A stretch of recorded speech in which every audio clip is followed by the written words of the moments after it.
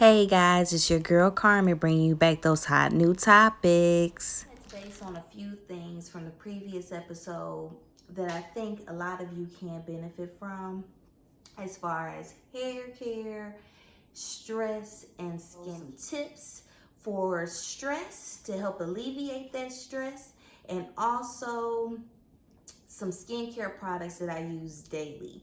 Also, some things to help remove the makeup off my face. You're doing something in your career that you don't like, just stressed out about finances, school, everything, really can affect skin and your hair. Stress can be taking out your hair.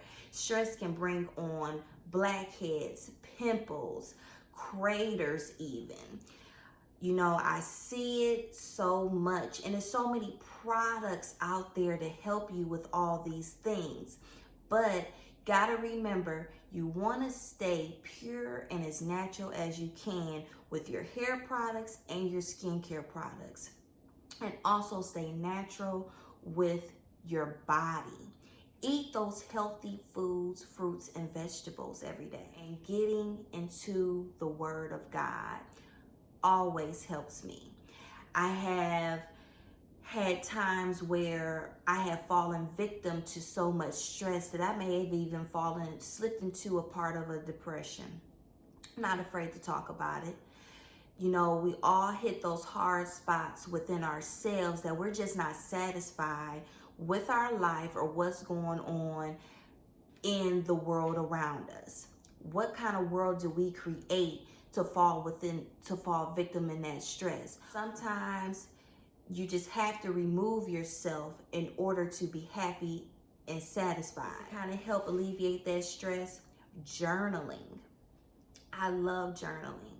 Ever since some mentors that I listened to on Instagram, they were talking about getting a journal, writing down your thoughts, writing down how that day went. How can you move forward and to help gain and embrace that love within inside of you? So when I tell you those things, along with I'm starting back reading my books again. I brought the 2 books by Bill Hooks, okay, All About Love, and my daily devotional. But maybe once or twice a week, sage. So I go on the shaman's market, I get my sage, and sometimes I get my Florida water. The sage, it really helps. Now, see how it helps. I've been using sage for the last year. I just had to reorder new sticks. My one big stick that I had took me through almost a year. I was only doing it once or twice a week. And I really started to notice a difference within myself. It was clearing away all the bad spirits in my home. Sometimes you have people coming over, maybe unexpected guests, and they have a little straggler attached to them. Those spirits from other people from their home. So just be careful of that too. Sometimes that energy can just be transparent and really attach onto you. And it's just like, how can you get rid of it? Get some flowers every day. Ever since I started, flowers are the miracle cure.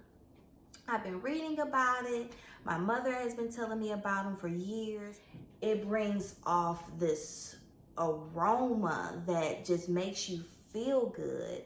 It really brightens and shines my day every morning. So I try to at least every week to get a fresh bouquet of flowers. Go to your local grocery store, anywhere and everywhere, to get you some beautiful flowers. Helpful tips on lowering that stress.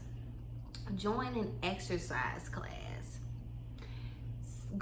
Getting out and going to the gym early in the morning or whatever time is good for you can really just help alleviate that stress. Doing something intense, being around positive people, positive vibes can really just help leave that stress down. So not recently, well, I say within the last year, I downloaded a Peace app.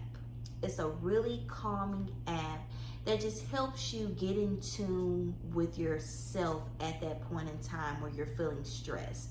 So it's almost like you can use it for yoga. So, and I use it when I have those stressful periods within myself. I turn the Peace app on. I do my deep breathing in and out. I'm good to go. New experiences, new adventures, taking a trip if you have the money to do so.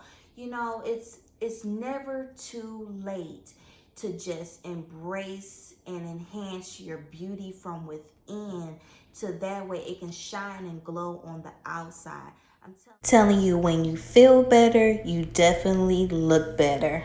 Time, and it always happens. As soon as I get my hair done, a nice wash, fresh unit, or just going to the hairdresser, my face always comes back.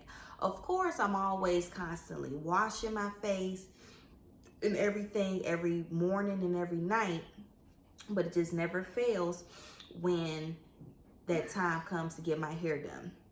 So I feel like during these stressful periods, to maintain your hair, don't fall victim to the foods that you want, which is the stress.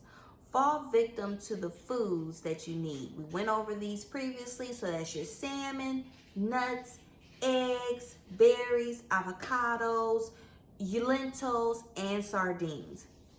During this time, you should not have any stressful hairstyles. So that means braids, micro links, sew-ins. Let your hair be free for a little bit. That's why I encourage all wigs, glueless, of course.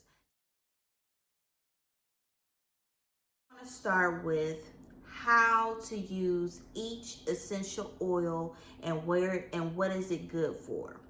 The first one is going to be lavender. So lavender is comparable to Rogaine. It reduces stress and it generates growth hair cells. So with that being said, that should be the first thing that you use. And also don't forget to do a little testing on the back of your hand just to make sure that you don't have some type of reaction to the amount of these essential oils you're applying to your scalp. Remember, you might break out into a rash. It might be itchy. That's why it's good to always wait 72 hours just to be sure. Just don't get the essential oils and mix them all together and just put them directly onto your scalp. It's a process to knowing how to apply different things and to experiment. That's why you always test it out first. Our second one is going to be peppermint. Most common thing that a lot of people use. While you use it while hair is in the growing phases. So, and it increases circulation and anti-inflammatory substance is also located in peppermint. Great thing to use. Me suffering from traction alopecia, because I have fine hair, peppermint works wonders for me, because the littlest thing or stress that touches my scalp becomes red and inflamed. So applying my substance onto my hair is really going to take away that flame, that anti-inflammatory look that it has every time that I try to put heat or try to put anything onto my scalp. Next one is rosemary. So rosemary is a solution for hair growth, and skin. You can place it in shampoo, and it also has properties of Rogaine. Cedarwood calms, soothes the nerves, balances oil-producing glands. Sage cleanses greasy hair, controls oil secretions, effective for dandruff,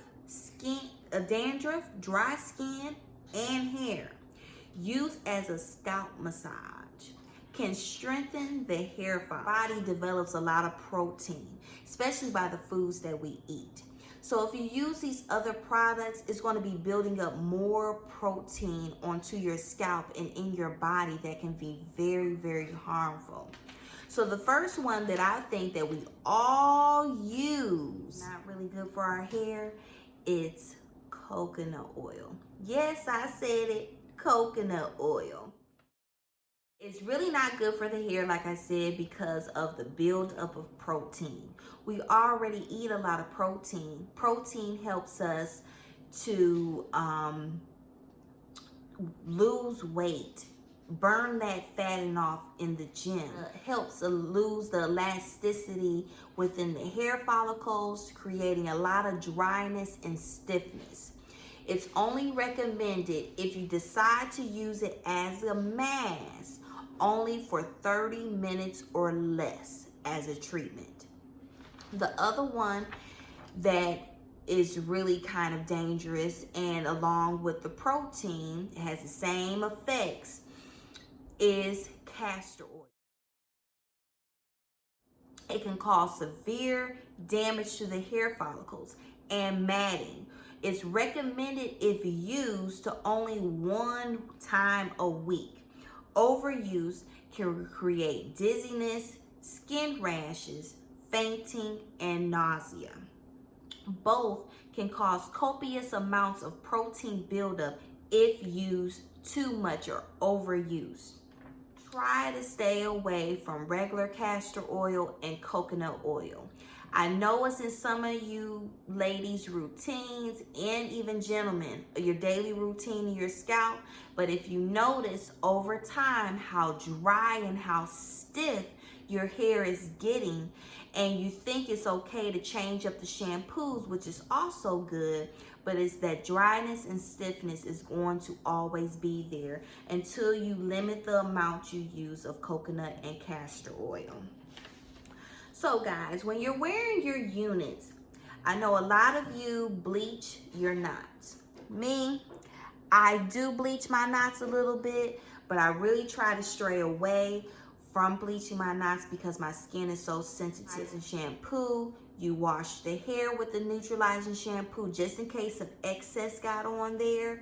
You also use your shampoo, conditioners, and everything, but sometimes you still may have that itchy effect every night when taking that full lace wig or that customized wig. Hair products that are used on the wig when styling your hair.